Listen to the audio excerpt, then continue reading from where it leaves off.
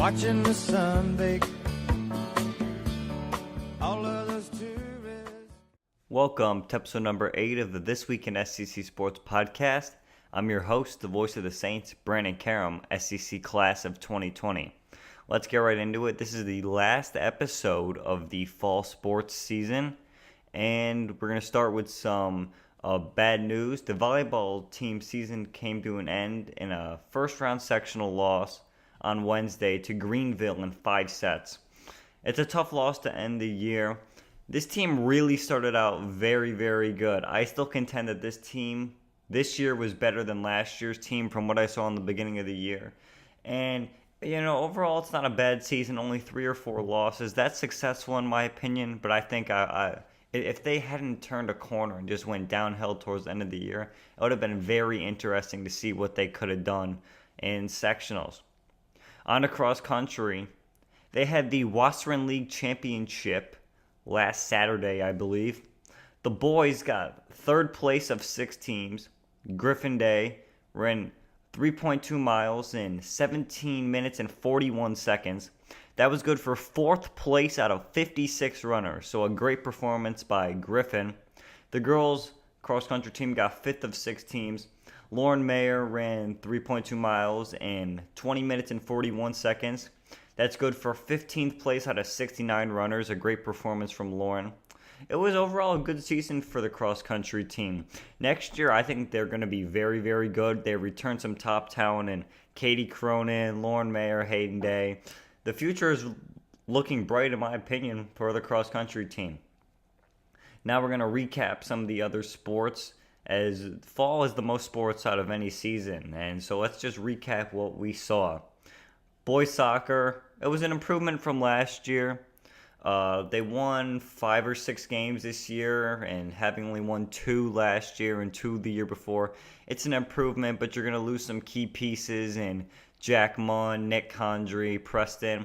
However, I think that we can sit just about where we were this year, as Andrew McPherson will take over in goal.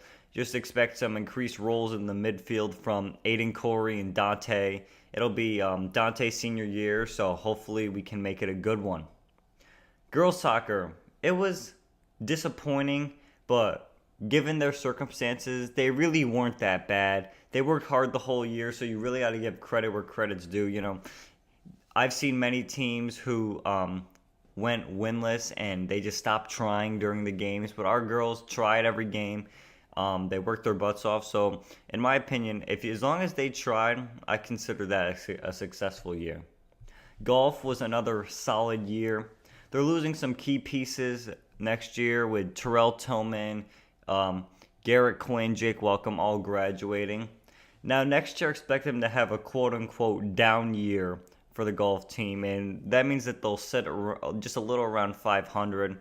As it seems like every time that the golf team loses seniors, they bounce right back to excellent form. So they won't be as good as this year or last year, but they'll still be very solid, top 3 in the league. JV volleyball looked very good from what I saw.